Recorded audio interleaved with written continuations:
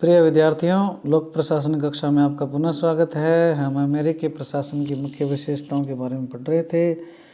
इससे पूर्व हम लोगों ने इसकी कुछ खास विशेषताओं को पिछली कक्षा में देखा।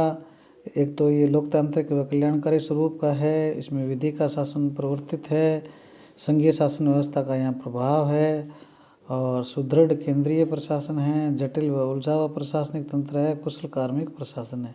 अब उसकी कुछ और अन्य विशेषताएं जो हैं उनको हम देखते हैं। एक तो यहाँ पे क्या है, लूट प्रणाली के अवशेष हैं। लूट प्रणाली, अमेरिकी लोक सेवाएं जो हैं वो लूट प्रणाली से हमेशा क्या है, ग्रस्त रही है। स्पॉइल सिस्टम भी कहते हैं इसको। जैसे ही नया राष्ट्रपति या गवर्नर, राज्यों में गवर्नर जो है वो पद ग्रहण करता है, वह क्या करता है, अपने चहेतों को उच्च पदों पर नियुक्त कर देता है। लूट प्रणाली की जो शुरुआत है, सबसे पहले प्रथम राष्ट्रपति जॉर्ज वाशिंगटन जो है उन्होंने शुरू की थी, और राष्ट्रपति जेफरसन और एडम्स जो हैं इन्होंने क्या इसको खूब फुलाया, बहुत डेवलप किया। और साथ ही एंड्रयू जैक्सन ने इस प्रणाली का क्या है, दुरुपयोग भी क्या है, शुरू कर दिया।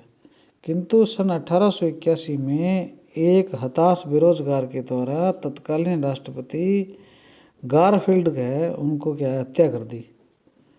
और इसके बाद क्या हुआ, सन 1883 में एक एक्ट पारित हुआ, उसका नाम है पेंडल्टन एक्ट।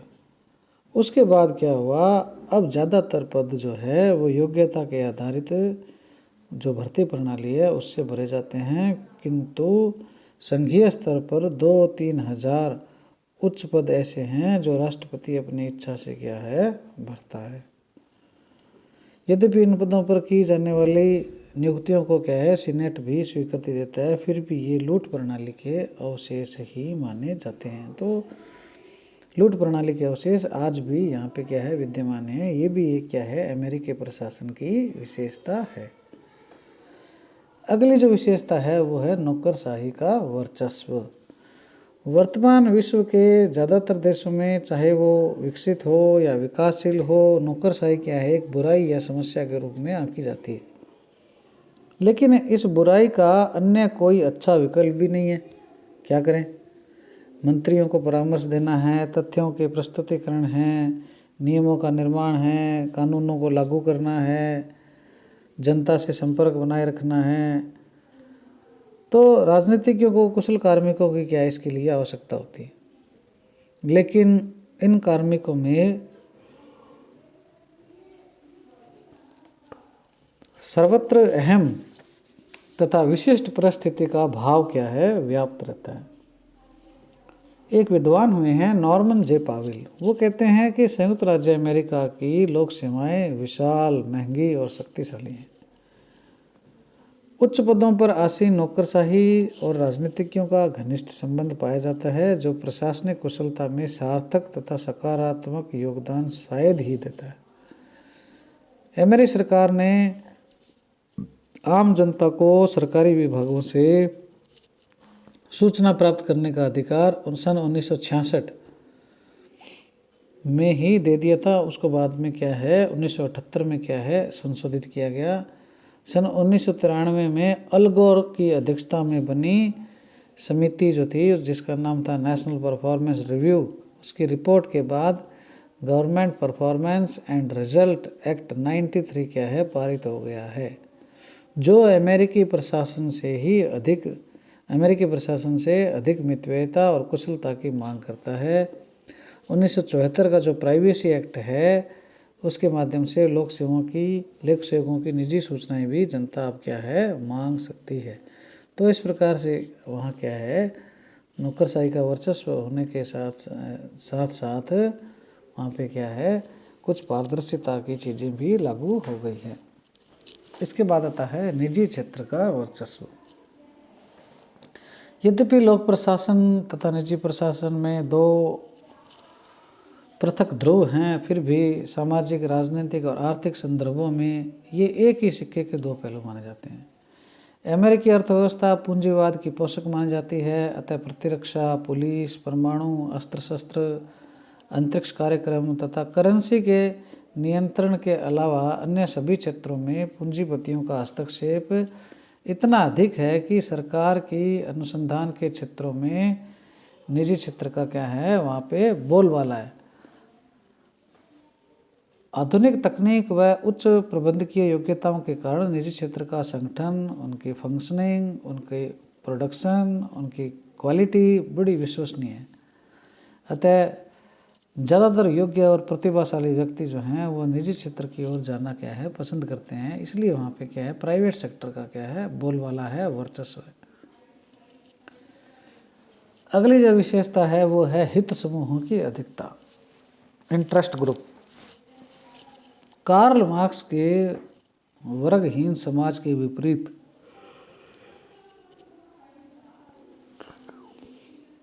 अमेरिकी राजनीतिक समाज और प्रशासन में अनेक प्रकार के हित और दबाव समूह बने हुए, जो संपूर्ण तंत्र पर अपना प्रभाव डालते हैं। ये जो हित समूह हैं वो व्यवसाय, नस्ल, लिंग, धर्म, क्षेत्र, कार्य, सेवा और जाति के आधार पर बने हुए हैं। सरकारी कर्मचारियों के संघ, राजनेताओं के समूह, पूंजीपतियों के वर्ग, श्रमिकों की यूनियनें, चर्च के संघ, कृषकों के संगठन तथा कई प्रकार के दबाव समूह जो हैं वह अमेरिकी समाज जो है उसमें हमारे को दिखाई दे जाते हैं। वास्तव में अमेरिका में ज़्यादातर राष्ट्रीयताओं के नागरिकों के प्रवास ने भी क्या है, वर्गीय भावनाओं में क्या है, वृद्धि की है। दबाव या हित समूह चुनावों में खुलकर अपना समर्थन व्यक्त करते हैं, जो लोक प्रशासन पर सकारात्मक और नकारात्मक दोनों प्रकार के प्रभाव डालते हैं। इस प्रकार से क्या है, वहाँ पे विविधता की वजह से क्या है, अलग अलग हित समूह भी क्या है, बहुत ज़्यादा बन गए हैं। अगला आता है स्वतंत्र राज्य प्रशासन। संघीय शासन व्यवस्था अपनाने के कारण संयुक्त राज्य अमेरिका में संघीय और प्रांतीय दोनों स्तर पर क्या है, अलग अलग संविधान है और अलग अलग सरकारें हैं, अलग अलग प्रशासन तंत्र वहाँ हैं। संघीय संविधान का अनुच्छेद 1 जो है उसका भाग 8 जो है उसमें वर्णित विषयों के अलावा सभी विषय क्या हैं, राज्य सूची या राज्य प्रशासन से संबंधित माने गए हैं। कहने का भाव ये है कि अवशिष्ट विषयों की जो शक्तियां हैं वो क्या है, अमेरिका में प्रांतों के या राज्यों के पास है, जबकि भारत में क्या है, 3 सूचियाँ तो है ही, संघ सूची, राज्य सूची, समवर्ती सूची, और अवशिष्ट जो विषय हैं, अवशिष्ट का मतलब जिनका उल्लेख इन तीनों सूचियों में नहीं है वो अवशिष्ट होते हैं। इसी प्रकार वहाँ पे अमेरिका में क्या है, जो संघीय और प्रांतीय सूचियों में उल्लेख नहीं है वो अवशिष्ट होते हैं। जो अवशिष्ट विषय हैं उन पर अधिकार अमेरिका में किसका है, प्रांतों का है, कानून बनाने का अधिकार प्रांतों का है। जबकि भारत में क्या है, अवशिष्ट विषयों पर कानून बनाने का अधिकार केंद्र का है। प्रत्येक राज्य का अपना संविधान है, विधानमंडल है, कार्यपालिका है, न्यायपालिका है, ये सब काम करती है, जो उस राज्य की भौगोलिक परिस्थितियों, ऐतिहासिक संदर्भों, जनता की इच्छाओं और सामाजिक आर्थिक परिवेश से क्या है वो प्रभावित होती है।